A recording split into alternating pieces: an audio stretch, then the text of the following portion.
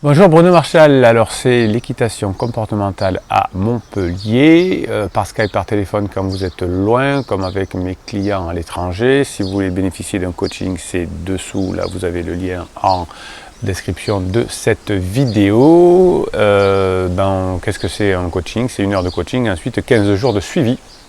Vous pouvez m'envoyer des vidéos, me poser des questions par texto, m'appeler pour savoir où ça en est des exercices que l'on aura mis chacun en place.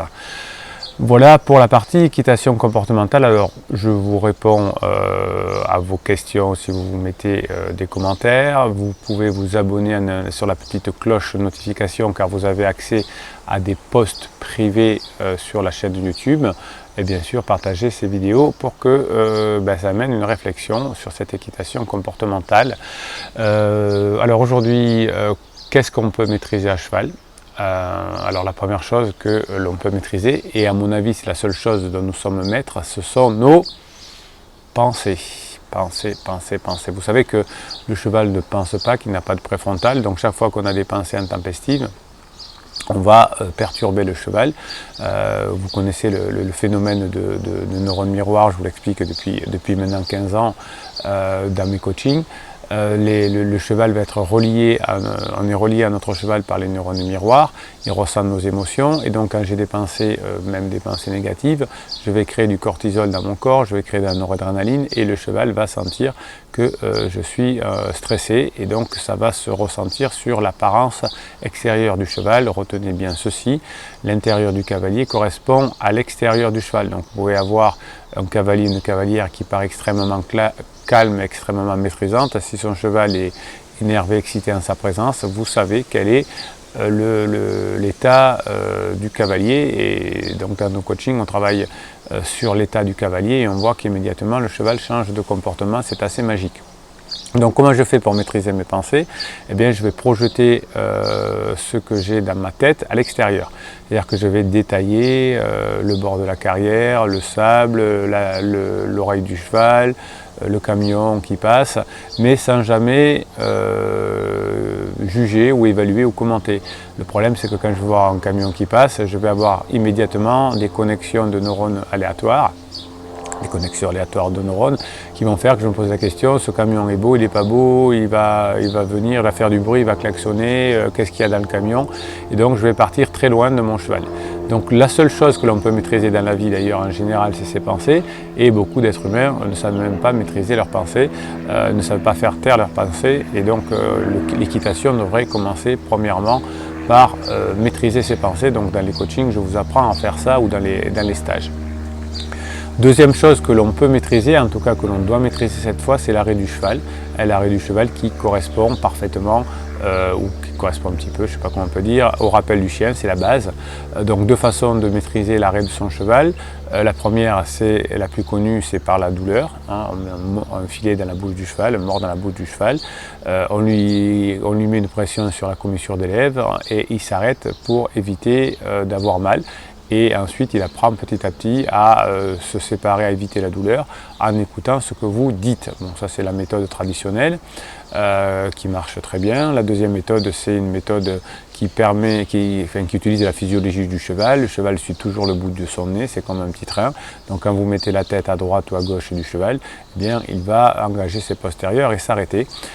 Donc c'est ce que l'on fait quand on n'a pas de moyen de faire de la douleur au cheval. On est obligé d'utiliser cette technique-là. Alors très important, si vous voulez faire engager vos jambes, votre cheval, pardon, si vous voulez faire engager les jambes de votre cheval, vous savez en équitation, on nous demande de tenir souvent dans certaines disciplines les mains près du corps, alors au niveau du ventre, donc ici. Mais vous voyez que si j'ai les bras comme ceci le long du corps et que je veux aller vers l'arrière, je suis rapidement bloqué dans mon épaule et que en revanche si j'avance ma main, je peux aller très très loin derrière. Donc il faudrait apprendre dans certaines disciplines à avancer sa main avant de demander la tête à droite ou à gauche. Ça c'est le grand secret que je vous apprends dans les stages. Si vous voulez maîtriser votre cheval, vous devez utiliser l'avancée de main qu'on appelle la descente de main vers la bouche selon les techniques, selon les disciplines équestres. Et une fois qu'on a le bras avancé, on peut facilement tourner la tête du cheval et la relâcher à chaque pas, bien évidemment, sinon ça ne sert à rien, il va s'appuyer sur votre main aussi et vous n'obtiendrez pas cet arrêt d'urgence ou cet arrêt que vous voulez. Donc la maîtrise de l'arrêt est importante, hein, mais vous voyez que si votre cheval vous embarque par exemple à peur, etc., il va avoir son corps plein d'endorphines et donc arrêter son cheval par la douleur ne marche plus puisque l'endorphine c'est par définition la molécule antidouleur et le cheval crée lorsqu'il a peur cette endorphine pour pouvoir fuir ou pour pouvoir se battre et éventuellement avec un prédateur. Voilà, donc c'est les deux façons d'arrêter son cheval, hein. Vous choisissez celle qui vous voit le mieux en fonction de votre équitation, de votre background, de ce que vous dit votre moniteur ou votre instructeur, mais apprendre la maîtrise de l'arrêt du cheval est quelque chose qui est fondamental. Ça doit se travailler, se répéter, d'abord dans un petit espace, puis dans un plus grand espace et puis à l'extérieur. Et voilà, vous aurez peut-être la maîtrise de l'arrêt. Voilà, donc les deux choses principales que l'on peut ou doit maîtriser, celle que l'on peut maîtriser, c'est ses pensées, et celle qu'on doit maîtriser, c'est son arrêt. Après, tout le reste est aléatoire en fonction des disciplines que vous aimez. Eh bien, vous allez apprendre d'autres choses à votre cheval. Voilà, je le fais de temps en temps dans ces vidéos. Salut aux moniteurs et aux instructeurs de toutes les disciplines car ils font un travail formidable. C'est très difficile pour eux d'animer des groupes avec des chevaux différents, pas toujours bien préparés. Ils font des boulots ingrats, ils sont souvent au froid, au chaud, ils n'ont pas trop le temps de monter. Ils supportent les humeurs des cavaliers, donc big up les moniteurs et les instructeurs. Il y en a de plus en plus qui se forment avec moi sur le comportement et du coup ça me permet de voir tout leur talent et toute la difficulté de leur métier. Pouce en l'air si vous aimez cette vidéo pour que d'autres personnes puissent la voir.